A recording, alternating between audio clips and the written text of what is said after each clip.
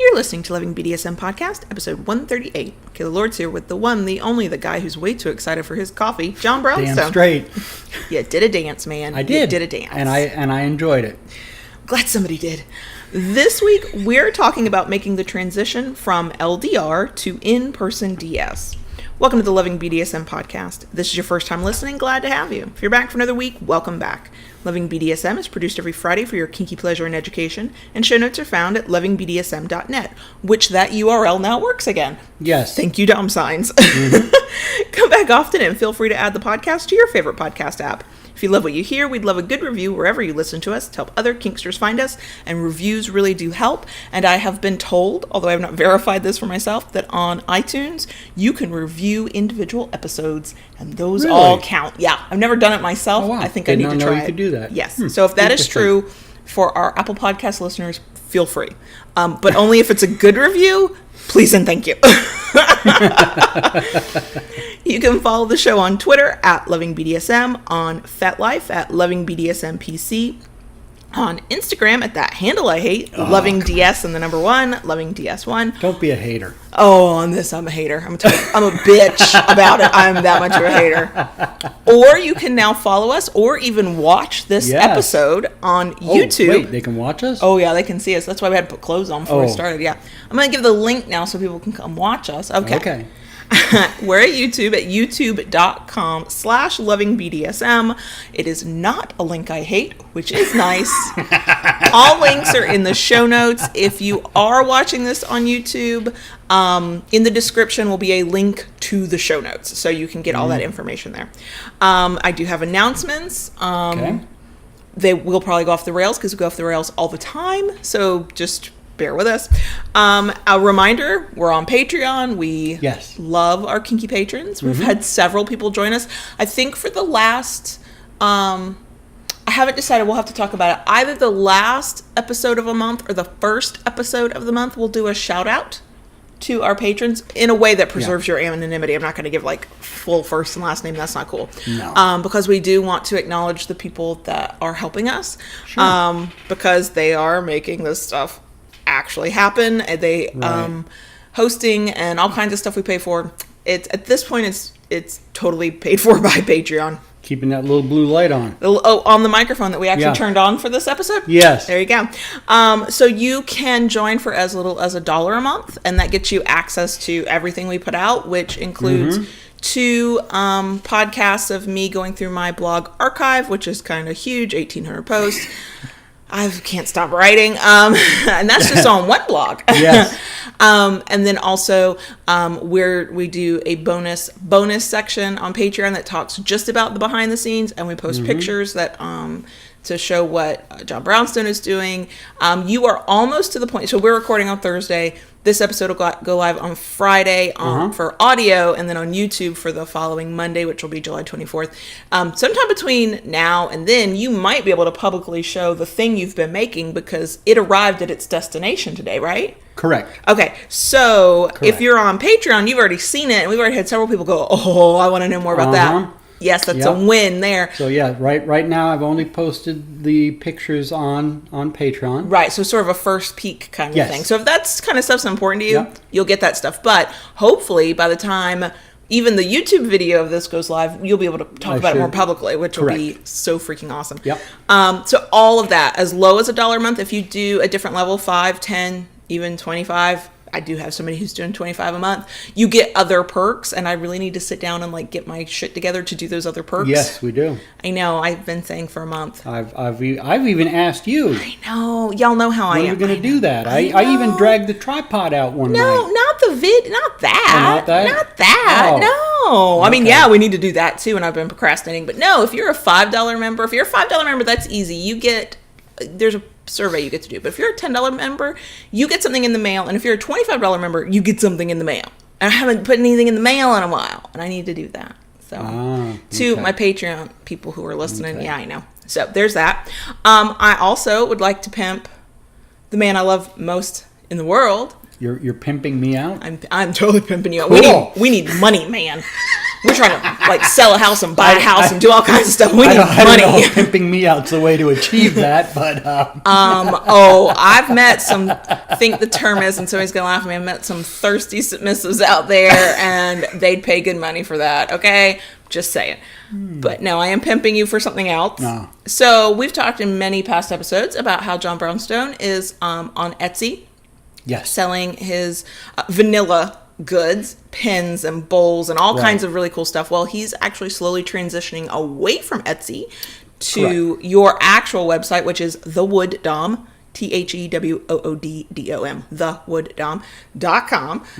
And it's his whole shop there that you can shop there. And here's the thing. We recognize that Etsy is more convenient for some people. And while he's still on Etsy, that's cool. Do it, do what works for you. If you've got a gift certificate on Etsy, use it on freaking Etsy. But we're transitioning away from Etsy because if you purchase through his website, thewooddom.com, let me just reiterate, he makes more money off of that sale. He doesn't have to pay as much to Etsy. Yeah. So it's a better thing for him. And you can sell different things that you can't sell on Etsy. I can sell some different things that I can't sell on Etsy, like e-cig drip tips that I've made in the past. Etsy shut me down for putting them on there one time. Shut the whole account down, didn't they? Yeah. Didn't just take down the listing. Take down the listing, shut down the whole account. So and Etsy is making some changes and not really too happy with the changes that they're making as a seller, because it would mean I'd probably in the long run have to raise my prices. Right, and I don't really want to do that. No, not if it's one thing to raise your prices because the quality goes up or the materials are more expensive or rare or whatever, but it's another thing to have to raise your rates just to try and keep up with all the rates you're being charged. And I know that's, capitalism 101, but still, if you don't have to do it, why would you do it? Exactly. So there's that, thewooddom.com. That'll be linked in the show notes. Please go visit, go check it out. Even if you just go look around, we know right now is not gift giving time for anybody, but if you see stuff, you can go, maybe I should do that at Christmas or something. Someone might be celebrating Christmas in July. You were going to celebrate Christmas in July. I know. Did not work out, though, this year. Didn't work out. I didn't get everything done in time. So that's the vanilla stuff. And then the kinky fuckery stuff. The weapons of mass destruction. The Wood Dom After Dark. You keep calling it the Wood Dom After Dark, but I have stuff there, too, I know. The URL is kaylalords.com/shop. It is actually changing. We're changing our shop. We're not taking it away. We're not going to have it, but we did have We're restructuring it a little bit to make it run more efficiently. Right now it's housed within kaylalords.com, which slows everybody down. So the products are going to be there. If you know specific links, you can kind of get there. It's a little confusing right now. But we talk about the canes, we talk about the paddles, we talk about this mystery thing that you've been making and working on. I know that we're not publicly talking about yet until we can, and we're so ready to be able to. Only because we don't want to spoil a surprise, and the internet is a much smaller world than you think it is, and we don't want to spoil a surprise. Especially in the kinky fuckery world. Oh my God, I know. It's like we all know one another, even when we don't know we know one another. So the shop for all of that stuff might be hard to find right now, and that's on purpose because we're like I said, we're restructuring it. See, me rebuilding my site gave her incentive to rebuild the other site. Sure. I've been wanting to rebuild that site, but that's okay. Yes, you can have the credit. It's fine. You can have the credit. So that's what's going on there too. So those are our announcements. Patreon.com/KaylaLords, as low as $1 a month. Thewooddom.com to buy vanilla gifts for yourself or for others, quite frankly. And then the shop for all the kinky fuckery, that's temporarily down, but we know it's temporarily down, and it's on purpose. For once, it's not an emergency. It's on purpose. So we actually were in the middle of doing something good with it. I know. And it's not going to look that much different when I'm done, but it's just going to be restructured so it should move smoother as well. Right. It's going to have its own little world. Exactly. Because everything deserves its own little world. Right. So with all of that, look, I just want on the record, the craziness that always starts an episode shorter than usual. Yes, it is.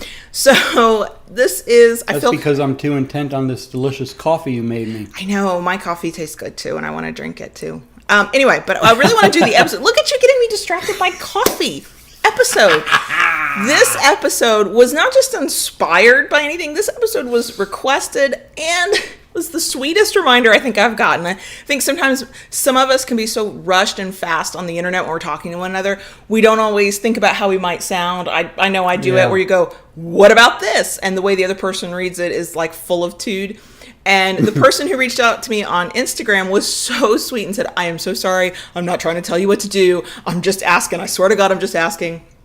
She's a baby girl who apparently is going through something like this herself. And she very sweetly reminded me that back in episode 83 and 84, we talked all about long distance relationships and said, oh, we'll probably come back and do another one all about the actual transition. If you make it that far, not every LDR relationship has that happen. Right. Sometimes it takes years. Sometimes it never happens. You just stay LDR because that's what works for your life. But for those people who do transition, then, you know, there's a whole thing for it. And she says, it's been a while. I thought, I wonder how long it's been. It's been over 50. It's been a year. It's been over a year. Time flies when you're having fun.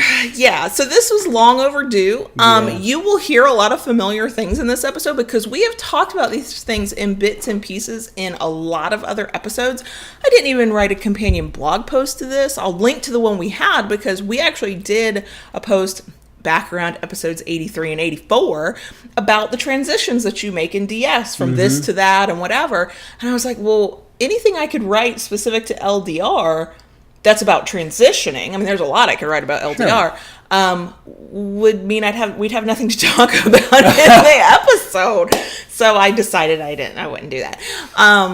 But this is something that we know very, very well. Oh, yeah. Well. Anybody who's listened to the episode on our origin story knows, and we say it all the freaking time. We don't let anybody ever forget that we used to be LDR. I feel like that's street cred. Like, I mean, if you came across us and didn't know anything about us, you'd think, oh, these people have been married for 30 years and they've, you know, whatever. It's like, no. I keep doing the math and we have known each other not quite 6 years. We've been together as a DS couple, like a sexual, romantic, long-term couple, not just friends who kind of had a DS thing going, for only 5 years. Right. We've only been married as of the time of the recording of this episode, not quite 9 months. Right. So, no. If you thought we've been together forever, nah. No. It seems that way some days. You know, I don't find that amusing. For the record, I listened to you eat your lunch the other day and didn't run screaming from the room, so it's fine. If every minute with me feels like 100 years, I'm good with that. Just like me eating my lunch and I hear... For anybody confused, I can't remember what episode number that was, but it was about not being perfect. Right. Which neither of us is. Nope. Okay, so all right, I kind of broke this down into parts so we could try and cover it. Because the transition from LDR to in-person is stages. Right. You know, it happens in stages. A lot of stuff does overlap, and just because it might be one of the happiest moments of your life, maybe, it might also be one of the scariest. And so we are not a universal truth for how this works. We're going to pull from our experiences, right, most of all. But it doesn't necessarily happen in a real, like, easy, oh, this happens first and then this happens second. But if you're planning the transition, and I, being the planner I am, always recommend planning it as much as you can. I'm not good with spontaneous. No. If you had said, you know what I'm going to do next weekend, I'll be up there, I'll just move into your townhouse, I'd have been like, excuse me, what? No, this is not how this works. I need forms in triplicate. I need a 6-month plan. I'm too anxious for all that spontaneity shit, okay? Just doesn't work with me. Hi, why are you looking at me like that? And the podcast listeners can't see you looking at me like that. I know. I almost said that y'all can't hear him looking at me like that, but maybe y'all can. I think your looks do have a sound. So, we're going to start with what I think, when you can. I can understand there might be circumstances where this doesn't work. And we will likely talk about this as if you are moving in together, but I know that's not always the case. Sometimes you're just moving into the same town so that you're within driving distance of each other. Yeah. or for our listeners who have access to major transit, public transit, it might be a train ride or a tube ride. I don't know. But something that makes it easy for you to get to. You might not be moving in. I don't doubt that there's still a major transition, even if you don't move in. But I do think that once you're living with each other, it does intensify things. So there's still a transition if you're in the same town maybe, or the same general area, and it's not state or continent difference. But then if you ever get to the next step of moving in, then that's just a more intense transition. Right. Okay. So we're talking primarily about moving in together, because I think that's the most common too. Yes. Okay. So to me, if life permits, the first step is to start planning. Yeah, you got to plan as best you can. In our case, I moved down to you. To me. So I quit my job. I packed up my children. I packed up our house. Mm-hmm. We drove south. Yep. And that because of all the parts to that could never have happened last minute. Not well, anyway. No, not well. It would never have gone. It didn't feel smooth during the process. It felt a little bumpy, but it nothing's without some bumps. But ultimately it worked out, I think, fairly well. Yes. So correct me if I'm wrong, because I know you will. It's just how we roll. The last visit we had, so we moved together the first week of June 2014. Correct.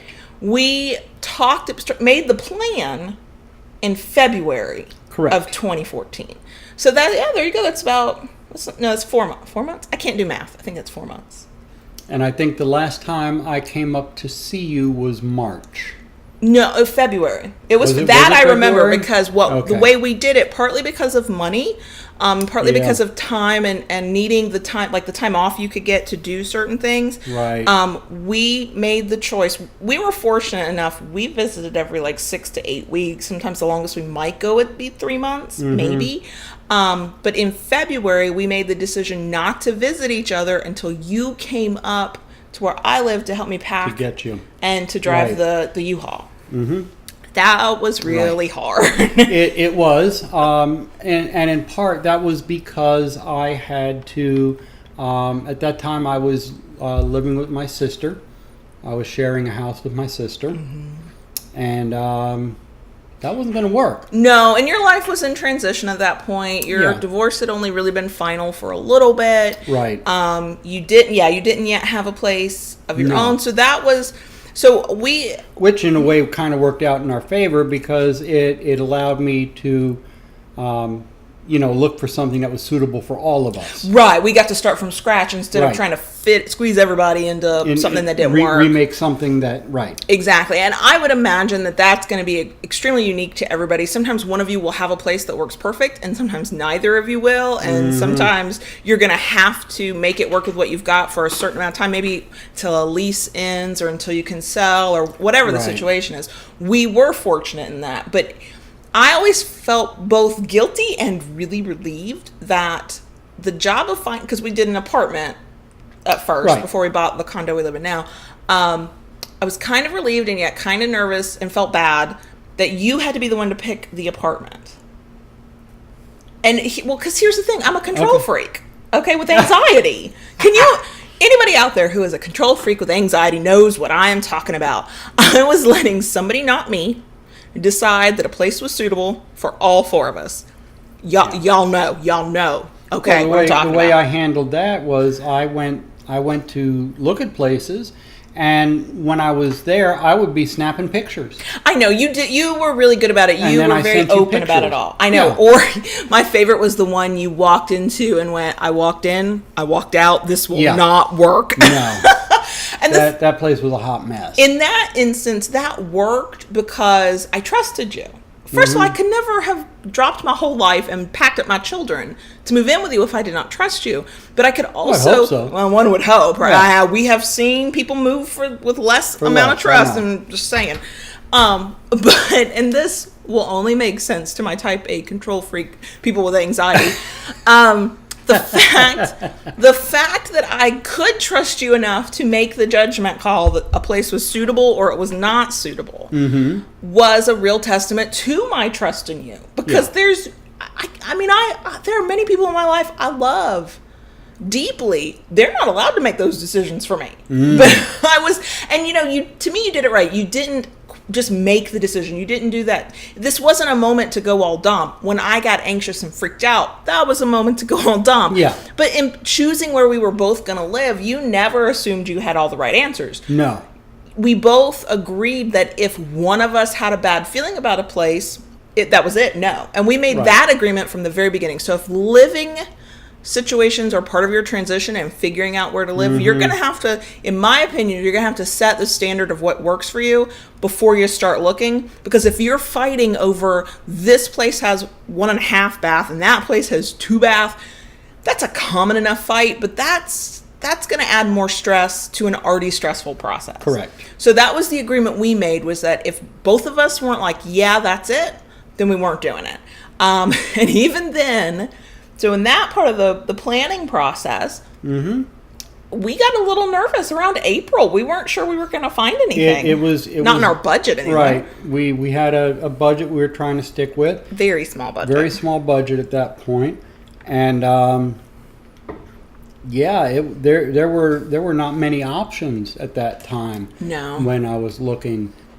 And it was just by chance that I came across a place, an apartment. I know, and this is where we both made the same mistake, but we made it together. So we were both feeling desperate. I wasn't even there and I was feeling desperate. I could hear it in your voice, because if we couldn't see one another, by God, we were talking to one another multiple times a day. I remember many, many occasions being on the phone as I walked into the daycare to pick up the youngest.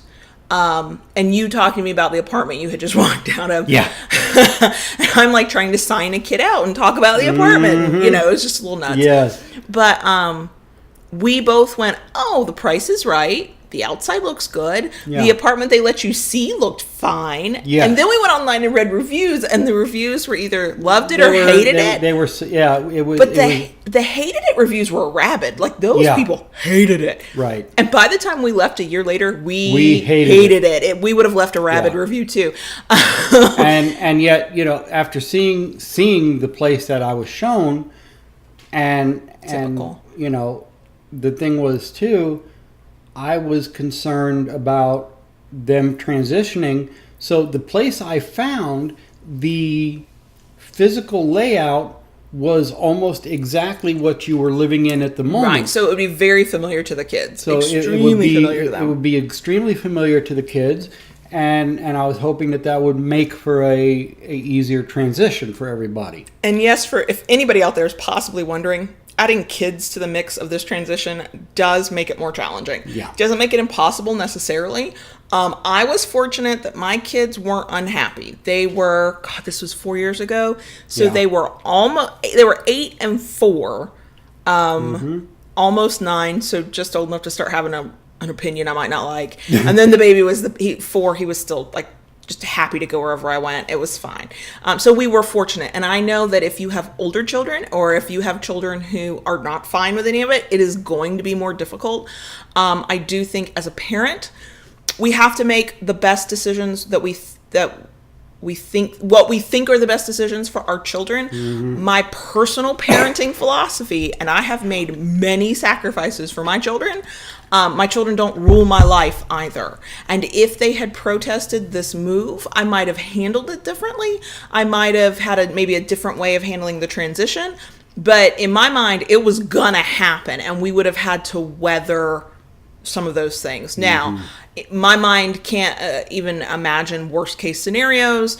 There are situations where it's not possible, but if you are the parent thinking, oh, I'm going to upset them with this, that to me personally as a parent, because I don't tell anybody else how to raise their children, that would not be enough to have stopped me. It would have made me change the plan maybe a little bit. Shift gears a little bit. Shift gears for sure. Right. But my happiness, if I take care of me, I'm in a better position to take care of them. And as long as what I want to do does not put them in harm's way, does not damage them in some way, right. Then them being mad at me is not going to stop me. Just my personal view. That's all I'm saying. We were fortunate, though. I'm not going to lie and say it's easy. We were if the kids fortunate in a lot of ways because your friends and family were very supportive. Right, and we got lucky with that, too, because I know that doesn't happen. Now, it does help that you and I had been together at that point for a little over a year, 15 months, since the actual relationship part had started. 18 months since we'd known each other. You had come to visit and had happily met my family and friends multiple times. They all knew you. They all felt comfortable with you. They thought I was a little weird for quitting the steady job that was paying me the most I'd ever made in my adult life to quit, move, and go be a freelance writer with no money. They thought that was a little out there. I believe my stepdad tried to bribe me with a house in Mississippi. If you're going to move here, I'll build you a house. Yeah. The answer was no. There are a lot of reasons for that. This is not the episode for that. So that was also an easy thing. My friends and family were sorry to see me move further away. Yeah. But every one of them came out to help me pack the house. Right. And pack the truck. Load the truck and clean. And this is when I realized that all the people, all of the women in my life who I am closest to, we all have some similar traits because thankfully we don't all have to be top dog in something. We know that we're strong women and that we get shit done. So we don't try and order people around. If you looked like you were standing still too long, we would tell you what to do. Find something for you to do. Yeah. Right. But I walked out of this townhome to check the truck or something. And I came back in at one point and my coworker, my two best friends and my mom each were either cleaning something or directing somebody to clean something. And I thought, yes, these are my people. These are they have taken charge. They're getting shit done. They know what needs to be done. I didn't have to tell nobody nothing. That was the best move of my life. But so we did have that too. And some people don't have a support system. Right. And we did. So on the packing up, we had my family, and on the unloading, as fun as they can be, we had your family. Yeah, they were all there. Both sides were absolutely supportive. Right. They, of course, knew nothing about our dynamic. They didn't know he was my daddy and I was his baby girl. They just knew that we cared about each other.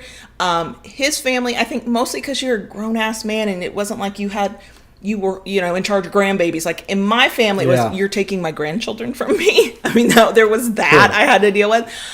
So your family was more like, oh, here's this person. Okay. And my family's like, who is this person?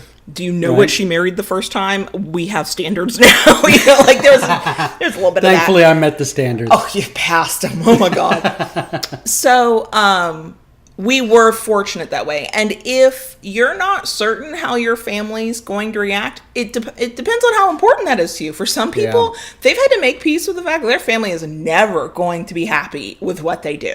And some people, it's very important to them. And again, this to me would be on a complete similar but different level with kids. So with kids, you're trying to raise future good adults, so your one would hope your considerations are different. But when it's your family and you're an adult, you're a legal adult, it is so difficult to go against what your family wants you to do. It is so difficult to feel like you've disappointed them. And only you can make these decisions. But again, my personal view is that you have to live your life and do what's best for you. And sometimes it means you'll make a mistake. That is why, and my mother said it, she let me marry my first husband. She said, because if I had told you otherwise, I would have alienated you. I would have lost my relationship with you, and you still would have married him. She said, by letting you do what you were going to do and supporting you through it, I didn't kill the relationship and you figured it out. So sometimes you're going to do things that your parents or your siblings or whoever don't want you to do. Are you a legal adult? And can you support yourself? Because I know that's also a consideration. Sometimes we live with a parent because we can't, and then it gets weird. I'm not going to pretend that's easy either. If you can wait until you're at a point where you're more self-sufficient, or if you're moving in together and together you're self-sufficient on your own and don't need that outside support, then I think you're in hopefully a better situation. But sometimes we're just destined to disappoint the our family members, sometimes we just make our parents mad. Sometimes our sister or our brother just doesn't fucking understand, and they might never. Okay. And it's not about your kink. They might not have a clue what your kink is. They just see you packing up and like moving over 10 states. Trundling off. Yeah. Right. Yeah. And that's not easy either. And that's going to make things harder too. The best advice, if I could give any, and I'm not even sure it's great advice, but it's the thing I know I would do. I don't know what else I would do, but I would do this. Lean on each other. You have to. This happened long after our transition, but relations are not good with your side of the family. And so I said to you from the moment we realized how bad it was, I said, that's okay. You can have my family. They love you. And they do. Yeah. They've taken me under their wing. Exactly. They treat him like one of their own, and thankfully we treat people well in our family. We're not toxic. So that might be another family. You're either treated really well or you disappear in the woods one day. Or we just smile to your face and then, bless your heart a lot. But so hopefully that's an option. Lean on each other as best you can. Lean on your supportive friends who were sad to see you go, but helping you pack up. Yeah. Sometimes you have to create your family for yourself. Sometimes your genetic family, your biological family isn't the family that you need, isn't the family that's going to support you, and you have to make it for yourself. And hopefully this transition you're making from your LDR DS to an in-person DS helps start that process for you, where you can have supportive people in your life lifting you up and helping you get better, and as opposed to pushing you down and telling you you're wrong for everything you do. So it was easier, I know, because I have a supportive family. I also know that if I had been wrong, this had not worked out, my supportive family would have gone, come on back, we've got you, you're going to be fine. And I know that, to me, as a worrier, as a planner, if I knew my family wasn't supportive of my choice and nobody in my life was supportive of my choice, I would have to take extra time to think about whether this move was good. But not because, if your family doesn't like your partner, there's clearly something wrong. That is sometimes true. Let's be real. Sometimes that's very true. That everybody in your life. I was married to 9 years for that. But it's also if this does go south, not because they were lying to me all this time, but because we get together, we're living together 6 months in, and it's awful and this won't work anymore. That does happen. That is something you have to consider. Do you have what you need to get out of that situation? Yeah. Whether it's income, so you can do it yourself, or somebody in your life who's going to be like, dude, I gotcha. Okay? I mean, what that did, it gave you peace of mind, and because you knew you had a safety net. And sometimes you have to make your safety net for yourself. And I don't think you can never make a bold move if you don't have a safety net. But it is something you have to think about. You have to, in my mind, you have to know, well, what am I going to do? What are my options? Right. Because what you don't want to be is in a position, if you can help it, is in a position where you are reliant on this person you don't even like anymore, or you don't even trust anymore. And you feel like you can't get out of a bad relationship because you have no place else to go. So it can feel... And I say this as somebody who has trust issues. I trust you with my life. I've trusted you with my children's lives. But I would be lying if I didn't say right before that move and right after that move that I didn't have a contingency plan in the back of my head. Because you also Of course you did. Of course I did. I had 10, okay? They were lettered. I almost put them in writing. With bullet points. Don't even mess with me. I got plans. But it's, some people will feel like it's, that it's bad luck, or that it means you don't have faith in your partner, or what. No, you're being realistic that anything can happen. And I'm grateful I never had to use an exit strategy, but I'll give you a little clue. I still have a separate bank account that only has my name on it, just in case. Now, we're at a point now that I really only did it because our income levels were so swapped. I'd been the breadwinner in my relationship since I was 20. Okay. I had never made less than a partner ever. So that was weird for me. And I needed to know that if something happened financially, I wasn't so intertwined that I couldn't extricate myself easily. Right. I didn't hide money. I didn't create like a full exit plan. I know some people do that, but in my head, I knew what my options were, and until I was truly comfortable, I kept those options open. It's just being realistic, because ask anybody who's certainly ever been through a divorce or a really bad breakup after a long-term relationship, even if you weren't married. You have proof right there that some things aren't forever and that anything can happen. Anything can happen. So as you're planning this transition, keep that in mind. Okay, so you've planned. Right. You've executed the plan. It will never go exactly like the plan on paper. No. And now you have, in whatever method, ours was looking like the Beverly Hillbillies with a U-Haul. Okay. That's right. Trundling 440 miles. Did we do the interstate or did we take back roads? No, we took the interstate at that time. That's right. We did. We didn't know better yet. Nope. Oh we hadn't discovered the back way. No. So we get there. Right. And for me personally, that first day was completely surreal, because we pull up and there's your family. So there are people I don't know. And I'm like, oh, wow, his family looks exactly like him. And I mean his mom, his sister. Like, you can tell the family resemblance. And unpacking is always easier than packing, of course. So that took no time at all. The townhome was a wreck. The one thing, and I will, if for the parents out there or the parents of fur babies, if you have family or friends who can watch your kids or your fur babies for a couple of weeks, a month, a summer, a whatever, while you move, if you can do it, I recommend it, because the first 2 weeks we had no kids. So it was all about adjusting to each other and unpacking the house and not having the chaos of kids going, I'm bored. I don't know anybody. What's going on? When's the Wi-Fi getting turned off? Like, whatever, right? Like, ugh.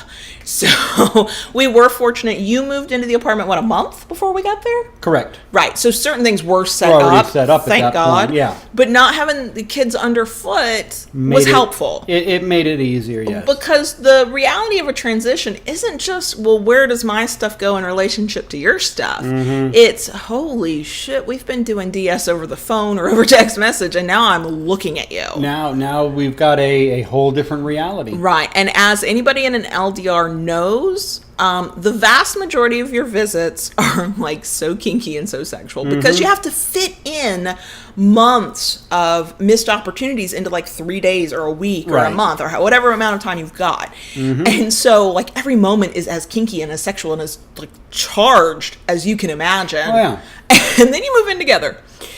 And then it's not like that necessarily. Well, and it's weird. It to a certain extent, it was. It was at first. Because there was a definite... it was an excitement. It was an excitement. There was a rekindling of new relationship energy. Yes. Because now, here we were, we ate at the same table every night. We went to bed together every night. I know. And we knew that, you know, one wasn't going to be hopping on a plane or in a car to go somewhere else. Best feeling. So it was a good feeling. Knowing that this didn't have an expiration date. Like, I didn't have to pack all of the experiences and memories and moments and all the times of feeling submissive into a limited amount of time. Right. That part was gone. And at first for me it was a little surreal, because that's what we were used to. That's how we did this. That's how we did it for 18 months. Yeah. But that excitement does occur, and I do think that if you've been out of new relationship energy for a while, or if it really spikes for you every time you get to see one another when you're in an LDR, but it's exciting, but it's not like that breathless, oh my God, what's going to happen next kind of exciting, like new relationship energy usually is. We definitely did have that, which was fun and exciting, but this was before we understood that I have generalized anxiety. Right. I had panic attacks, and we actually, for the 2 weeks that we had no children, when we should have been doing all the kinky fuckery, we had to step back from the DS. I had to ask for the DS to be put on hold in order to adjust to just sharing my space with another human being again. I mean, yeah, sharing my space with kids, but they weren't sleeping in my bed. So there is that sort of dance between people who live together of when do you go to the bathroom or when do you take a shower? Right. What side of the bed do you sleep on, and where is your stuff in the dresser as opposed to my stuff in the dresser? And it was anxiety. There was a lot of anxiety for you, and then there was the fact, because we had been LDR for the 18 months, a lot, if not most of what we did didn't work as DS now no longer worked. It didn't make any sense. It made no sense. Why anymore. would he send me a text of what panties to wear when he was standing right there next to the dresser drawer? Right. Why would I stop on my way to work or call her on my way to work? Don't call me at 5 a.m. if you're laying in the bed next to me at 4. Are you kidding me? Which I have to say, as much as I loved our early morning calls, like those are some of the most intimate moments we sort of had when we were LDR. It felt so good not to be woken up early for a phone call. Well, for her, it was an hour earlier. It was an hour earlier because we were in different time zones. Right. It was your 6 a.m., my 5 a.m. Right. Which did work out. By the time he was done making me masturbate and come all over the place and make my sheets soaked, then it was time to get up and start my day and take a shower and get the kids ready and all that stuff. So it did work. We had made it work through the LDR. Correct. So I'm not saying every LDR relationship that transitions, that one of you is going to freak out, panic, and just not be able to handle it. But I am, I guess, maybe giving you permission for whichever one of you, dominant or sub, it does not matter, to say to the other one, I need time to adjust before we get hot and heavy into this stuff. Yeah. I think there has to be an adjustment period. Exactly. And I think you need to, and I speak mostly to the submissives out there because I know how most of y'all are. I need you to not panic when this happens. This transition of just adjusting to one another takes as long as it takes. Right. I mean, by the time we got, and it was funny. So you were still daddy because I needed you to be daddy, not dom.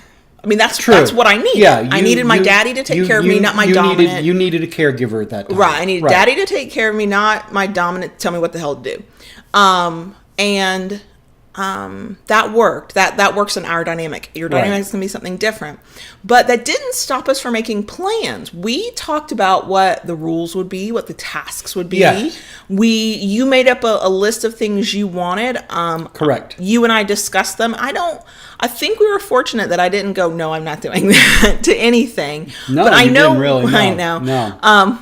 But I know we tweaked things, you were like, oh, you're going to do this. And I was like, can I do it like that? And, and that's how negotiations go. That's how you communicate with one another. So by the time I was like, okay, I'm ready. I can do this.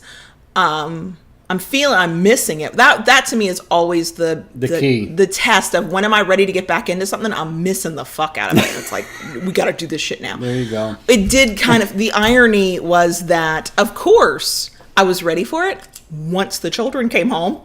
And we'd lost all opportunity for... Go figure. I know, it was so wrong. Go figure. So, to recap the initial move-in, you'll probably have some new relationship energy-like emotions where you'll be very excited. You may feel overwhelmed, whether it's because you're up close and in person and it's maybe been over the phone or over Skype or over text for however long. Well, there's a lot of emotions going on and something like that. I mean, you're up here, both people, your lives that you have known it for however long are now changing. You're going to be with another person. You've got to adjust to each other. Sure. And you've got to give yourself the time and freedom to adjust to each other. It does not mean the whole thing's a failure if you've got to take a break or slow down or kind of put a lid on the DS. Some people don't need that. Some people, they come together, they're in the same space, and poof, everything's fine for them. Yeah. If that happens for you, great. I am very happy for you. I just don't want anybody who doesn't have that happen to think that they did something wrong. And depending on your living situations before, in my case, I'd been a single adult at that point for over a year. Right.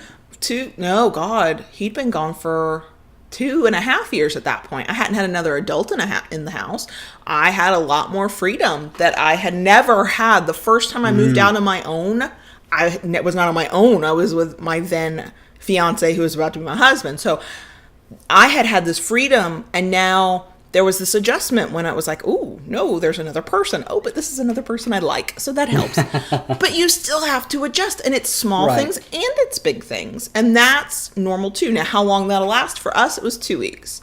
For somebody else, it's going to be however long it varies person to person. Mm-hmm. Your mileage may vary. Exactly. And, if you do or don't have support from family, if you have kids and they're pissed off as hell, all of those things are going to factor in. Okay? They just are. The other thing, there's 2 things. One is specifically for parents. And again, I'm not going to tell anybody how to raise their children because I don't want anybody to tell me how to raise my children. But something that we found that worked because he was coming in as an authority figure.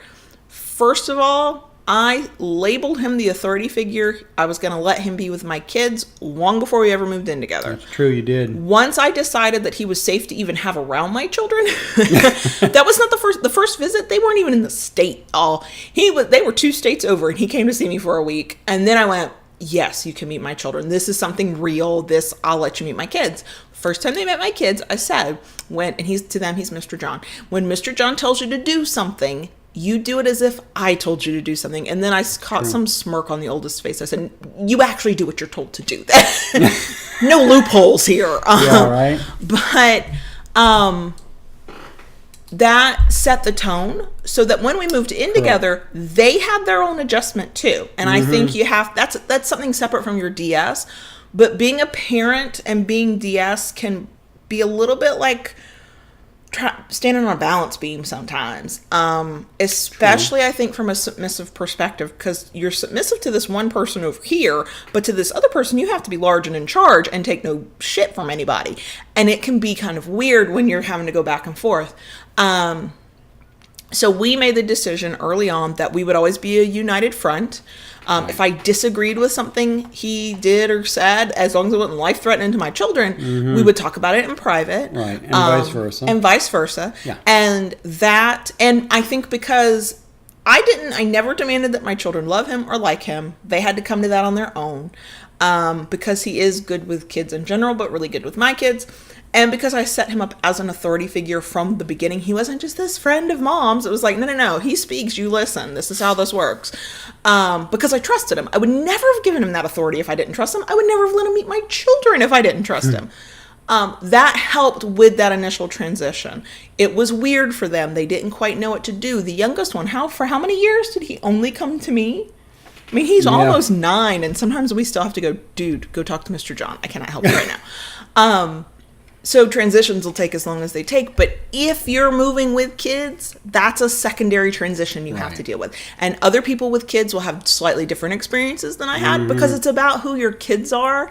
But my whole point to that is the other thing too that worked out for us, the way we planned it, was when